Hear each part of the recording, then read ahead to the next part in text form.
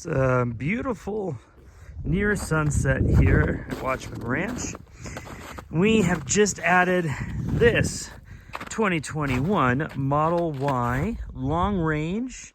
It's a 7-seat variant, has the 20-inch induction wheels, has 112,000 miles on it. And so now, combined with our Ford F-150, we are a full electric car family. However, we do live off grid. And so our house is powered by solar panels and a home lithium storage. And we just don't have enough solar panels to really charge a vehicle and function as a 4-family household as a normal consumption. So an interesting thing that I have discovered after going full EV is that we had wired our truck with a disconnect over there to power our entire house, which made me think, why couldn't we power another EV? So, if you can take a look here, we're using the Ford mobile connection at the moment. I do have a Tesla mobile connector, but I only have the 110 outlet, which takes a little bit longer and is less efficient in charging. But when I purchased my 2023 F-150 Lightning, it came with this adapter that went from the 4-prong 240 volt 30 amp outlet to the NEMA 1450 plug. So through that adapter, I can use, either through Tesla or through Ford or other third-party charging units, I can charge off of a 240 volt outlet, essentially through the truck. So I'll kind of show you and walk it through what each vehicle's sort of demonstrating in terms of data. So get here into the Lightning. When I pulled up to the house today, going through the muck and the mire, we arrived at 59%. Now we have been charging for about half an hour. As you can see in the timer of the truck has stayed on while you use Pro Power. And then on the onboard screen, you can see that the Tesla is asking for every watt that this truck can produce. And so we are sending everything that Pro Power can send to the truck, which you can see here with these two breakers here. That's 7,200 watts that can go straight into the Tesla. And then I'll kind of show you what the Tesla is showing and then kind of talk about the apps.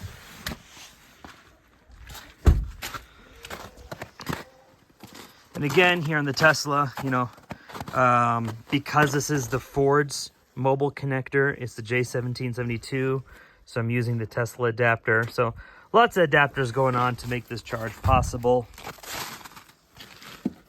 And if I hop into the Tesla here, so we can take a look at the charging here. We're pulling 7 kilowatts. We've added 4 already. We're doing 30 amps, 240 volt.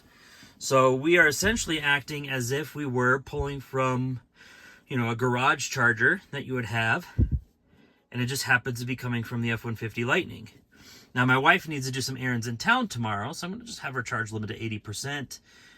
We are 3,000 feet in elevation above town.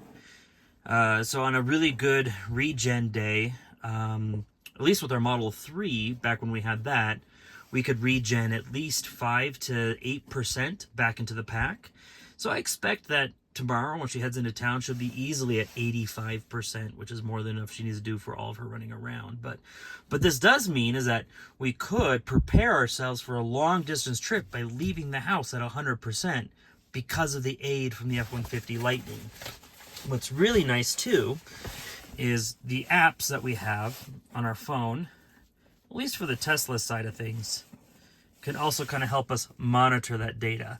And so if we wanted to draw the amperage down from the truck, and just so that way not so much juice is being maxed out by those breakers, we certainly could do that. But as you can see, we only have 45 minutes left before we actually get to our desired charge. But again, all that same data is coming up here on the app, which I really appreciate, because on the Ford app, I can see the truck is on. I can see the percent. Now, this estimated range, don't believe that because it's based on efficiency, which has been terrible. But there isn't any sort of way for me to monitor the data from ProPower.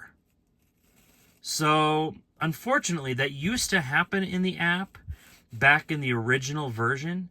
It's going to eventually return to the app, but it's not there. So, the Ford app currently just provides very little data. In fact, I only use this app to turn on the air conditioning or the heat right before we leave the house. But the Tesla app just provides so much more data. So I find this really, really useful. Ford, if you're listening, I hope you provide that. The information in the truck is great, but we really could use more in the app.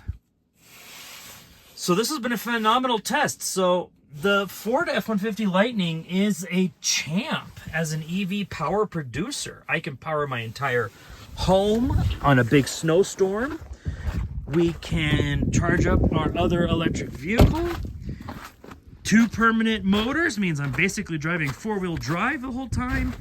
It's been a phenomenal truck for us. I drove it today. Yesterday I drove the Model Y. Today I drove the truck.